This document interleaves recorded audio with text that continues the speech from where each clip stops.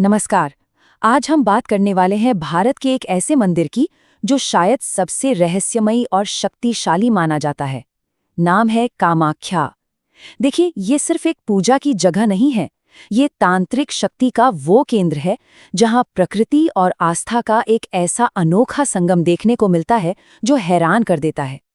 तो चलिए सीधे इस कहानी के दिल में उतरते हैं और शुरुआत करते हैं एक ऐसे सवाल से जो शायद सुनने में थोड़ा अजीब लगे। सवाल ये है कि क्या कोई देवी रजस्वला हो सकती है? जी हाँ, यही वो सवाल है जो इस मंदिर की सबसे अनोखी और सबसे गहरी मान्यता की बिल्कुल जड़ में है। और ये सिर्फ एक सवाल नहीं है, बल्कि एक बहुत बड़े त्योहार का आधार है। हर साल अंबुबाची मेला मनाया जाता है और इसी दौरान ये माना जाता है कि देवी रजस्वला होती हैं। सोचिए, इस दौरान मंदिर के दरवाजे पूरी तरह से बंद कर दिए जाते हैं। बस यही एक बात इस जगह को कितना अनोखा बनाती है ना? तो सवाल उठता है कि ये मान्यता आई कहाँ से? देखिए, इस असाधारण विश्वास को ठीक से समझने के लिए हमें पहले उस मूल कथा को जानना होगा जो सभी शक्तिपीठों के पीछे है। यहीं से कामाख्या की असली कहानी शुरू होती है। ये कहानी अपमान, दुख और फिर एक नए सृजन की है। तो होता ये है कि देवी सती अपने पिता के यज्ञ में अपने पति भगवान शिव का अपमान बर्दाश्त नहीं कर पाती और अपने प्राण त्याग देती हैं। अब इस पर शिव इतने दुखी और क्रोधित हो जाते हैं कि वो सती के शरीर को लेकर तांडव करने लगते हैं, एक ऐसा नृत्य जिससे पूरी सृष्टि का विनाश हो सकता था। जब ब्रह्मांड पर खतरा मंडराया, तब भगवान विष्णु को बीच में आना पड़ा। उन्होंने अपने सुदर्शन चक्र से सती के शरीर के हिस्से कर दिए। ये हिस्से धरती पर 51 अलग-अलग जगहों पर जाकर गिरे और उन्हीं जगहों पर जन्म हुआ पवित्र शक्तिपीठों का। और ये जो नंबर है 51, ये बहुत महत्वपूर्ण है। सोचिए, बस उस एक दिव्य घटना से पूरे भारतीय उपमहाद्वीप में 51 ऐसे पवित्र स्थान बन गए जो ऊर्जा से भरे हुए हैं, और हर एक स्थान देवी के एक अलग रूप को समर्पित है। तो फिर ये शक्तिपीठ आखिर है क्या?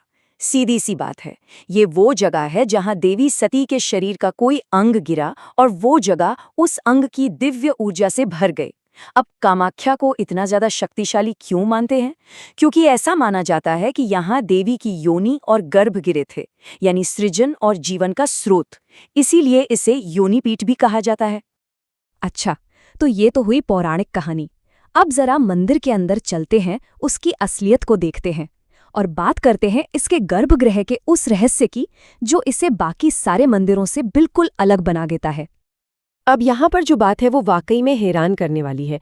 देखिए, किसी भी आम मंदिर में हम जाते हैं तो हमें क्या मिलता है? देवता की कोई मूर्ति, कोई तस्वीर, है ना? पर कामाख्या के गर्भगृह में ऐसा कुछ नहीं है। वहाँ देवी का कोई इंसान का बनाया हुआ रूप नहीं है, बल्कि वहाँ योनि के आकार की एक प्राकृतिक चट्टान है जिस पर जमीन के नीचे से एक झरना लगातार बहता रहता है। यही देवी का असल स्वरूप है।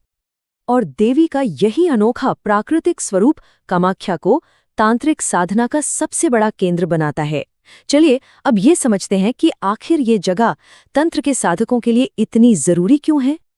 इसमें कोई शक नहीं है कि इसे पूरे भारत में तांत्रिक पूजा का सबसे बड़ा, सबसे महत्वपूर्ण गढ़ माना जाता है।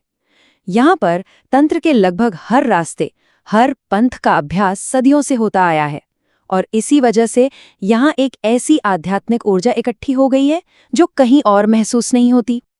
और बात सिर्फ यहीं खत्म नहीं होती। इस मंदिर की आध्यात्मिक शक्ति का दायरा और भी बड़ा है। ये जगह 10 महाविद्याओं का घर है, यानी देवी के 10 सबसे शक्तिशाली और ज्ञानवान स्वरूप। जरा सोचिए, एक तरफ काली का उग्र रूप और दूसरी तरफ कमला का सौम्य रूप। इन सभी की ऊर्जा एक ही जगह पर मौजूद है। ये एक ऐसा संगम है जो भारत में कहीं और देखने को नहीं मिलता। सचमुच यही इसी सबसे अलग बनाता है। तो अब तक हमने जितनी भी बातें की हैं, चाहे वो पौराणिक कथा हो, गर्भगृह का रहस्य हो या तांत्रिक महत्व, अब उन सबको एक साथ जोड़कर देखते हैं। ये समझने की कोशिश करते हैं कि आखिर इस जगह को इतना शक्तिशाली माना क्यों जाता है। असल में ये कई चीजों का एक अनोखा मेल है। तो हम कह सकते हैं कि कामाख्या की ये महाशक्ति 4 पिलर्स या 4 स्तंभों पर टिकी है। पहला तो है इसकी पौराणिक नींव, यानी इसका योनिपीठ होना, जहां सृजन की ऊर्जा सीधे धरती से मिलती है। दूसरा स्तंभ है जीवंत प्रकृति, वो प्राकृतिक झरना जो लगातार देवी का अभिषेक करता है। तीसरा है यहाँ की तांत्रिक ऊर्जा जो सदियों से साधकों ने यहाँ जमा की है। और चौथा और आखिरी स्तंभ है इसकी दिव्य संपूर्णता। ये इकलौती ऐसी जगह है जहाँ सभी 10 महाविद्याएं एक साथ मौजूद हैं। और ये सब जानने के बाद आखिर में हमारे सामने एक बहुत गहरा सवाल आकर खड़ा हो जाता है। क्या किसी भी पवित्र स्थान की असली शक्ति उसकी पौराणिक कथा, उसकी जीवंत प्रकृति और उस पर इंसानों की सदियों पुरानी अटूट आस्था का ही नतीजा है? ये एक ऐसा सवाल है जो कामाख्या के रहस्य को सुलझाने की जगह शायद और भी गहरा बना देता है।